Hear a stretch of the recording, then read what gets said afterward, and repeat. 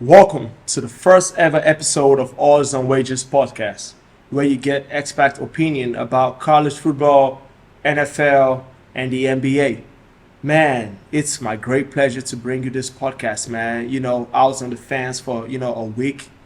I was like, should I do this? But I think it's only right I do it because I feel like there's so much untapped talent right here in the motherland. And I've met a couple of individuals who I know with the right exposure and the right media coverage, they could really make it big in the NFL and the NBA. So it's with great pleasure I bring this podcast to you. I'm going to be bringing great basketball minds, and great football analysts on this show to come talk about the NFL and the NBA.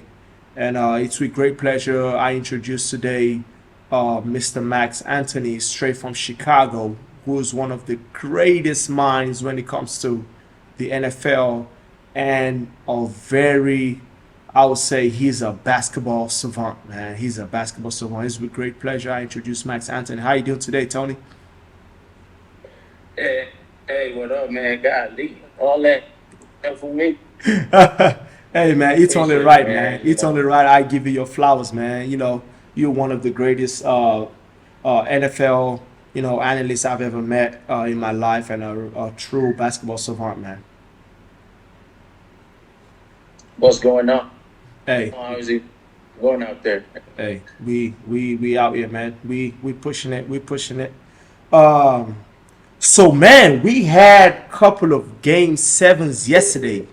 Like we had a thriller when the Minnesota and the Denver series. First time, I think the first ever time in the history of the NBA playoffs that our team came back from a deficit of 20 points and above. If I'm not wrong, man, what do you think about the game sevens? The Pacers game and then the Minnesota game. Mike Malone, can he like? How can you from I am Lakers daddy to you can't even talk to uh, the journalists like being disrespectful and all that. Hmm. You know, I feel like I speak for a lot of fan base. When I say we, excited about Minnesota taking out Denver last night. Yeah, Call me call me salty if you want, but that was a hell of a game. yeah, Man, it that was a was. hell of a game. It was. And, And yeah, and and what about the then Pacers game? the The Pacers Pacers game. Knicks. Uh, uh, you know, I don't, I don't really fuck with the Pacers like that. I feel like they on the luckiest playoff run I've seen in a minute. You know, Yeah, yeah, both of their draws were depleted by injuries. yeah, Um, yeah. they Quite play unfortunate. they play Milwaukee. Giannis and Dame was out Mm-hmm. like two games. Mm-hmm. So I can, I don't really respect that type of win. Okay. And then they get New York, like basically the whole team, devastated, Yeah, yeah. and he still went game seven. He sure So as hell did. I think they were to get shellacked by Boston. Yeah. Like in all honesty, right? I feel like if Giannis had played in the first series, he was hurt, so he couldn't really play in the first series they had against the Pacers. And now they just beat New York in the game seven, and I feel like Julius Randle was out. OG Anunoby had the hamstring, whatever tender, Yeah, whatever with his hamstring was going on. And then you had Bronson, he wasn't that healthy, and you have Josh Hart, which no, is like a rebound yeah, machine. So I just feel like you and said they just had like the that, luckiest draw leading up to the conference finals. yeah, and don't forget about Mitchell Robinson. Mitchell Robinson, yeah, he sure as hell got Like I injured. said, basically the whole team is out. Like, Yeah, come on, man. yeah, yes. But you know, but hey, in credit to them, you got to play whatever's in front of you. It ain't their Sure as fault hell did. that Yeah, all these teams were, depleted. So I still got to give it to them. They came in there and handled business. Beat who did it's supposed to be. So, Mm-hmm. and Mm-hmm. Yeah. that's what matters at the end of the day. Yeah. But I just feel like the lucky one is over. I think Celtics gonna handle business. Uh-huh. Uh-huh. You And know, then for the Minnesota, right? Man, that was a game, man. Like they actually came back from a 20-point deficit, you know, to take the lead, and at the end of the day, they won the game. And it's quite crazy that the second half of that game, like it was like Denver was nowhere to be found. Like Jamal Murray had a wonderful first half, and in the second half, it was like, man, where's Jamal Murray, man? Where is Michael Porter Jr.? So like, what do you think? What do you think happened? Like, what do you think happened that made Jamal Murray disappear from the game, made Michael Porter Jr. disappear from the game? Like the role plays were not even contributing nothing to the game. Anthony Edwards happened. he, he had the he had a bad game in the first half, Mm-hmm. but it was one time during the game where it was mic'd up, Yeah. and he go, and this was the second half, and he go, I'm finna get in my bag, Mm. and from down there out, he locked Murray down, like Yeah. Murray went like 0 for 7 to start the second half or whatever, and Uh-huh. we got to give all the credit to Cat Anthony Towns, Carl Anthony Towns, bro. Yeah. He had a hell of a game. Yeah. You know, He had a wonderful second half. The victory of that game was right on his back, Yes. and and he came in, answered the call, and had a wonderful night. So, I take my hat to him, and Jaden McDaniel and dog. McDaniels. Yeah. It's crazy. Minnesota, McDaniels. You said what? I said Minnesota's it's just wonderful, man. It's just a credible team. Yeah. And even Gobert, at one point in the game, I tweeted like, "Take this man off this game, man." And then he fourth quarter, he kept him in the game. He sure as hell did.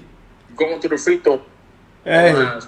you would have thought He didn't fit away on Jokic. That's what I was about to say. You would have thought he was Dirk Nowitzki with the way he hit that fadeaway, one leg Right. jumper fadeaway. So yeah, they all came together and got the job done on the road. Mm-hmm. On the road too. Yeah. Biggest comeback in game 7. Playoff history, right? Biggest game 7 comeback then at quarter 7. Yeah. So Yeah. Yeah. that's really impressive. Yeah, that was a tall task for them to accomplish. I actually messaged you during the game. I'm like, bro, it's over. And then as soon as I sent you that message in the third quarter, it was like Minnesota actually heard what I said and they just started firing. I'm like, oh my goodness, I should have just held my text back. I should have never sent you that text in the first place, but. Yeah, they weren't giving up last night. Yeah, they were not. They were definitely not. So apart from the Minnesota Timberwolves, and like what has been like a player, like a player who's risen to the occasion during these playoffs. Like is it Anthony Edwards? Is it Tyrese Halliburton? Like who do you think is a player who's really made a name for himself during these playoffs right now? Right now, you got to go with Edwards, man. You got to go with Anthony Edwards. I think that's it's been a couple of players that's having a great run. Jaden McDaniels, obviously, what's his name? Brunson, had one hell of a player. Yeah. Run. He home now, but he did. But scary Anthony Edwards, man. He has balled out. Yes. And whenever he had bad games, he always come back to the next game on fire. Yeah. Yeah. Fortunate because you touched on Brunson. It's just quite unfortunate that he was, like the bad games he had, he was obviously injured, but whenever he was able to play, he has really stepped up in this playoffs, man. And it's like the New York Knicks actually got him for cheap. Like he's on a $100 million contract for 4 years, 5 years, whatever it is. And Yeah. like I think that's a steal with the numbers he's putting Yeah. up during the regular season and the postseason. I think like they got a steal when it comes to Jalen Brunson. Yeah, Absolutely. That might be the best signing I've seen done in my whole life. yeah, You yeah. know. You would not be wrong with Yeah, that. it's incredible. Yeah, you will not be wrong with. And then like, what has been like your biggest letdown? Like, what team or player did you have high expectations for? And when they came to the playoffs, they literally shit the bed. Like who are you thinking about? What team are you thinking about? Um, you know, for some reason, when I look across the board, Mm-hmm. I want to say everything has almost panned out the way I would have expected. Mm-hmm. Obviously Milwaukee back to back season, first round exit. Yeah, unfortunate. That's always gonna be a letdown. But hey, Yeah, hey, you know, Giannis was hurt. yeah, yeah. They got Dame got hurt. So you can't really say that's a letdown. Mm-hmm. And then New York, I really had New York beat the Pacers, but hey, the basketball guys say no. Yeah, you know, yeah. so we're like team wise. I think it's kind of like normal. Like there hasn't been like any big letdown like that. Mm. Or as far as players, I want to say Tyrese would have been my, Yeah, would have been my answer. But he had a good game yeah. Mm-hmm. last night. He So, he's so I off can't and on. really. He's off and on. He's gonna have a good game today. Yeah, Tomorrow he's gonna he- he gonna wet the bed. exactly. They Yeah, got to be consistent, especially when you're going against Boston now. yeah. You definitely Ain't definitely have to be nowhere to consistent. hide. Yeah, yeah. You gotta get a job done. You definitely You know, do. so Yeah, you gotta play better. You gotta be more aggressive. yeah. 100%, 100%. I If you're feel gonna have like any chance against Boston. yeah. I feel like for me, I had high hopes for the Phoenix Suns. In all actuality, they have KD, they have D Book, they have Bradley Beal.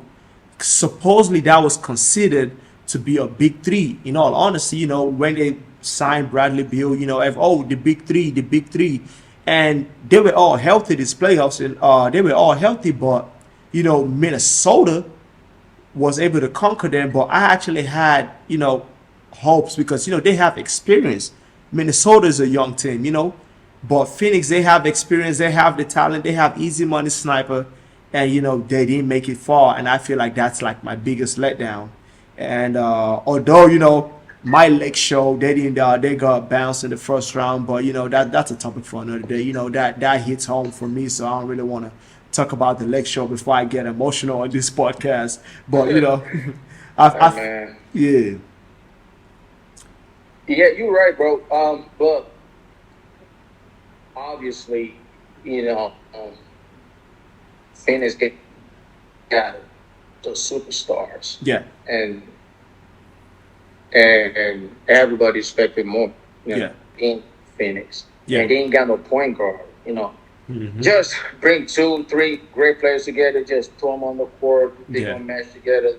Yeah, Like yeah, that shit over with, bro. yeah, Like know, you gotta. They don't got a playmaker. So yeah, yeah, if you watch the game, it'll be like everybody taking it. Turn. It's hmm, my turn. It's your turn. hmm, You're not gonna win a lot of games like that. yeah, Yeah. yeah. Everyone actually put the point guard tag on Devin Booker, but he's a natural born scorer. Nah, he He's not a shoot, natural he born shoot, bro. facility. Yeah, exactly. He's not a natural born facilitator. Although he could do it. Don't get me wrong, he could do it because he did some of that during the regular season. But I feel like like they need a true point guard for them to make it work out in Phoenix. Yeah, I yeah. feel like they need a They need real playmaker. yeah, they need a playmaker. But now the conference finals are set. On the eastern side, we got Boston and the Pacers, and on the western side, We got Minnesota Timberwolves going against the Dallas Mavericks. Let's start off with the Eastern Conference. Uh, Boston and the Pacers. What do you think about that series? Now, mind you, Boston, they are dogs. Even though they've had their little moments in the playoffs, but they are dogs. Going up against Minnesota, who, you know, we could actually say they got lucky making it, although they did their job sometimes, but they got lucky making it up to the conference finals. What do you think the Pacers have to do to actually get over Boston, and who do you think has to step up for Boston, for them to get over the Pacers? Boston done got to do jack shit to get up to get over the Pacers, They, yeah. they just got to beat Boston. Yeah. They don't got to. They just got to go. Out there and just play that game. Mm-hmm. That's basically all they need. Yeah. And for the Pacer, bro, it's not gonna happen. You can take that to the bank, but it's not gonna happen. You calling a sweep? Are you calling a sweep right now?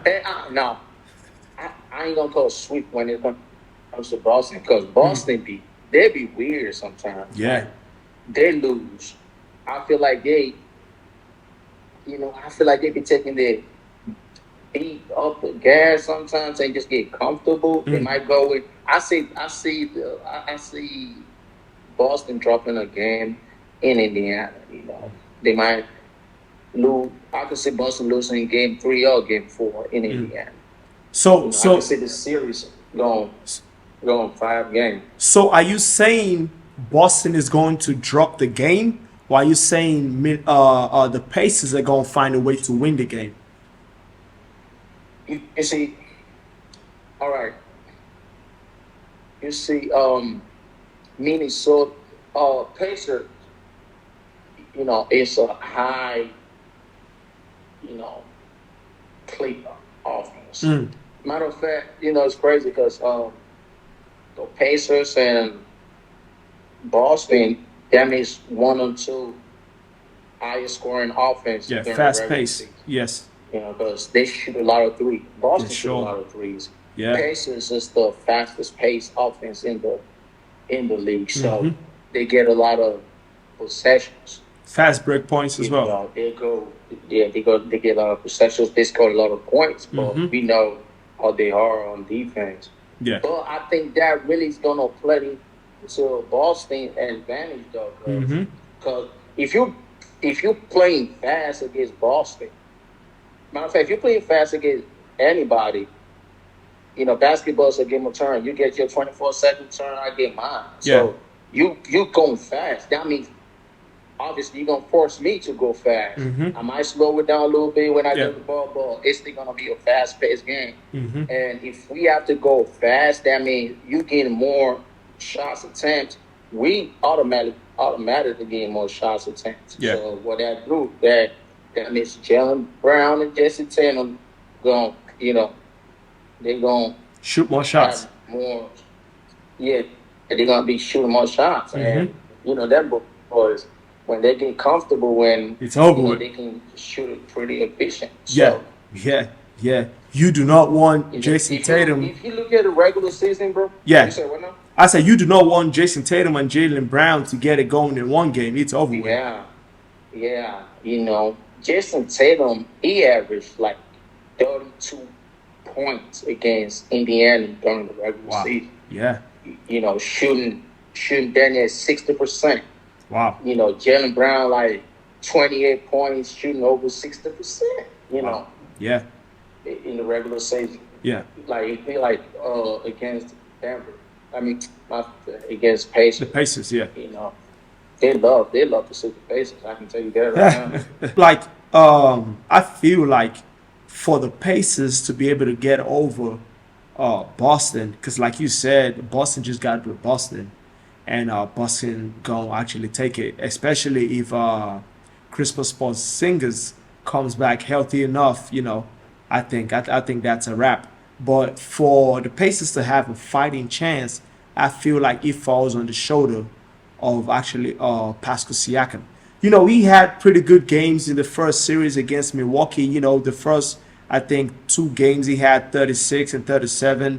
And during the Knicks series, he had a couple of 20-point games. He had 26, he had 25, 22. But he had some mediocre games too. He had 14. He had like two 14 points games, 13, 12. Like, you could not do that if you're trying to beat the Celtics. Like the Celtics, they are power team. They're a powerhouse. You cannot be having no 15, 14 points, especially from Pascal Siakam, if you actually want to beat the Boston Celtics. And I hope his championship DNA actually comes out during this conference finals, because he a champion with Toronto. So I hope that championship DNA actually comes out. And that I feel like that's the only way, him and Tyrese Halliburton, I feel like they have to have a consistent game in order for them to actually beat the Boston Celtics. Yeah. Yeah. So what about I see Boston in 5, bro. Boston in 5? Guaranteed? Boston in 5. Yeah. Yeah. Guaranteed. Guaranteed, man. But no, for real. Siakam ain't finna do nothing. Yeah. He ain't finna have none of that 35, 36 points. It's over with, huh? He's been trash, really. Past Man, he's been trash. Playing. He's been trash. He's been trash. Yeah, like Boston. What? That boy. They play excellent defense out Yes, there. they do. They do. Right. So, good luck. Yeah. So what about the Minnesota and Dallas? The same thing. I can say it's almost the same thing because Minnesota is more like Boston. They are a powerhouse. They have crazy defense. They have crazy defense. You don't want Anthony Edwards to have it going. You don't want Carl Anthony Towns to have it going. Jaden McDaniels, even Naz Reid be stepping up to the occasion. And Dallas. Kyrie's been having I don't want to say terrible playoff run this season, but he has not been showing up for the playoffs. He's been having terrible games. And I feel like you cannot have this type of games if you're playing against the Minnesota Timberwolves. Like you said, look at what they just did to Denver. So what do you think? What do you think is the X factor when it comes to the Dallas Mavericks? What do you think they could do to get over the Minnesota Timberwolves? First of all, Kyrie got to play better. Yes. I ain't even gonna say Kyrie got to play better. Kyrie got to turn to a scorer. Yeah. This whole playoff run, he's been more of a facilitator. Yeah. Being passive. When it's time to like turn it up, he'll turn it up. We'll see that flash of Kyrie that we know. Yeah. But you play Minnesota, you got to be aggressive the whole game. You do. You do. You can't be having no 13, 12 points. Wow. That's how you're going to cut it. Minnesota, you got to be aggressive. Yeah. Because, there's a different type of animal right here when it comes to defense. Yeah. They're going to make it hard. Anthony Howard's going to be on Kyrie. Jaden McDaniels is going to be on Booker. And we already know how Minnesota coming. They got Matt Lamb. Yeah. They do. They are long. Shooting and everything. Yeah, they are long. And Luka got a. It's Minnesota not gonna beat themselves at all. So, you cannot have. You just gotta bring it every night, bro. Yeah. You gotta bring it sure every as night. do. But hey, Dallas they've been playing good. The role players have really stepped up. Yeah. Gafford, PJ Washington. Yeah. Speaking. Yeah. They was never faced a defense like that. Yeah. But we'll see though. Yeah. Speaking about PJ Washington, right? I feel like Kyrie and PJ Washington got, PJ Washington, he's had decent games. Although he had 9 points in their game winner, but he was the one who made the free throws for Dallas to actually win the game against Oklahoma. But he had 9 points the game before. He had 10. They brought you over to be a scorer. He's had decent games. Don't get me wrong, but I feel like he needs that consistency. For Dallas to actually have a chance, he has to be the third option.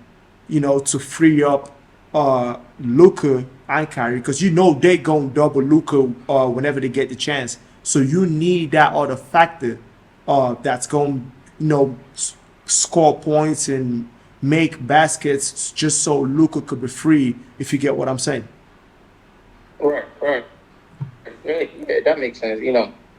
That goes for every third option. Yeah. You gotta Yeah. be ready when your numbers call. Get open shots, because Luka gonna get double. Kyrie get high, he gonna get double. So you're gonna get a lot of open shots. You can get a lot of free lane to the basket. Yeah. You just gotta be sharp and just do your job and have a decent game. Yeah. Yeah. Definitely. With And that, they're gonna be all right. yeah. I feel like that's gonna be a better series than the Boston and Pacers series. I feel like the Timberwolves and Dallas gonna be a better series, in all honesty. Yeah. It's not even close. Yeah, definitely.